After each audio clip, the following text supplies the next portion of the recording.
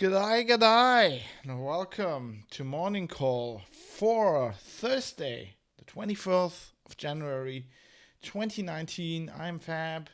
We're live from Hamburg, where it's -3. I really wish I was in Australia, where they have like +47 in some places. I'd gladly trade that in. Good morning. I hope you're doing well. I'm having a coffee. It's only my second coffee for the day. Freshly brewed for this show. It's been quite mad. I hope you're having a good week. I'm having a mad week. On Sunday, I talked about this. I wrote this column about taxes and sexism in Germany, and it's been going around. It's been picked up by Germany's largest magazine for women, I guess. Brigitte, they linked to my blog. I'm now in this morning. I'm in the Süddeutsche Zeitung, the SZ, which is one of Germany's biggest national newspapers, probably comparable with the Guardian in the UK, and they're writing about the Scherschels and their tax problems, which is mad. So that's kind of fun. And I've realized I've forgotten something yesterday. I've forgotten to give you very important information. I was putting on this shirt this morning, my Expanse shirt, and I realized that yesterday we had some really important, or even no, the day before, Tuesday, we had some really important news, because if you're not in the US or in Canada, if you are in more than 200 other countries like me, you've been having a problem, because The Expanse is a great TV show. If you haven't seen it, haven't read the books, look into it. It's amazing. It's probably my favorite TV show of the last 20 years. I guess certainly since Firefly. And they are they're on Sci-Fi in the US, and they had a deal with Netflix, and Sci-Fi canceled the show after the third season. So we all thought, okay, it's dead now. But then Amazon bought it, and so the assumption was that it was coming to Amazon Prime. Amazon's currently paying for the fourth season, which they just about finished filming, but it never. Like, the problem over here is they had the first two seasons on Netflix, because here we don't have Sci-Fi, I guess, in the US. And in Canada, they had other deals.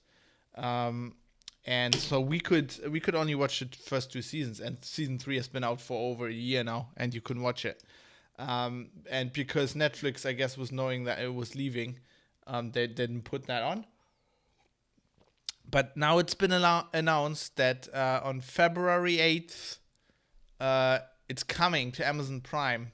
All 3 seasons are coming to Amazon Prime, and then later when it launches, the 4th as well. And I'm really hoping that, unlike Netflix, if it's Amazon, they'll launch it at the same time worldwide, which they usually doing with all the other shows.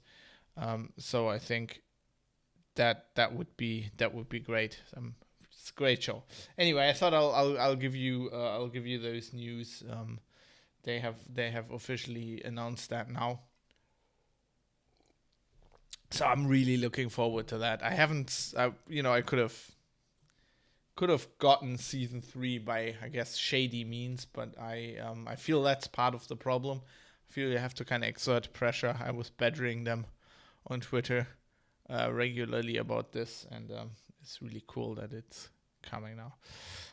Crickle says, now it makes sense to pay for Prime.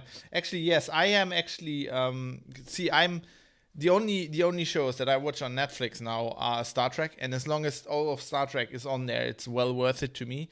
I got Amazon Prime for 2 shows, for Bosch, which I'm actually doing a podcast about, Hollywood Outlaws. Check it out. And also the Grand Tour, which I love. So for the Grand Tour, it's worth it for me. But now it's completely. Yes, and as Alifa points out, you can then, if you have Amazon Prime, you can get Twitch Prime, and then you can subscribe to my channel for free, and I get some money. Oh, and yeah, Crickle is right. Taboo, definitely. Probably the other great TV show of the last 20 years. Amazing. Watch Taboo with Tom Hardy. You are right. Yeah, and then you can subscribe to my channel and find what I'm doing here. Like the other great 8 people that are doing that. I'm still waiting for somebody to do this on the show, so one of the alerts goes off. I haven't been able to check that yet. Anyway, let's get into the tech news. I'm slacking around here. It's and then the telephone's ringing. Yay!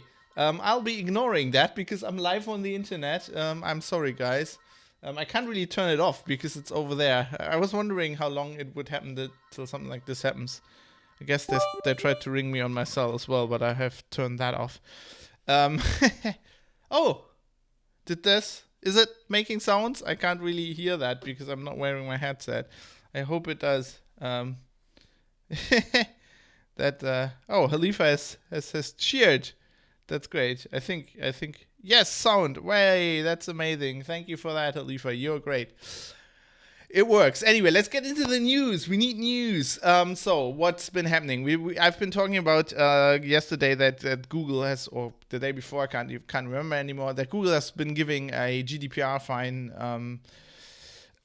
in France, 50 million, and I was saying how it wasn't a lot of money. But now it seems like everybody's getting in on the money train because Sweden is now looking into this as well, as the as the register writes, gimme your data after midnight, Swedish watchdogs cry mamma mia over local slurping. So it looks like they wanna cash in on that as well. So it might be more money down the line. I guess you can now every EU country can now find them over the GDPR or the what's the German one again? GDPR is DSGVO. That's it. Sorry. Why do they have? I wonder what it's called in French. Probably something else. Another story I've been reporting about is that Google is changing some of their browser APIs, which they said will probably kill all ad blockers, except AdBlock Plus, with which they have a deal to let their ads through now. Developers, users been crying foul over this. In an interview with the Register again, one of Google's software engineers is saying that don't get too upset about this because we are we're evaluating this. So it just might have been just a test balloon, but the actual stuff they do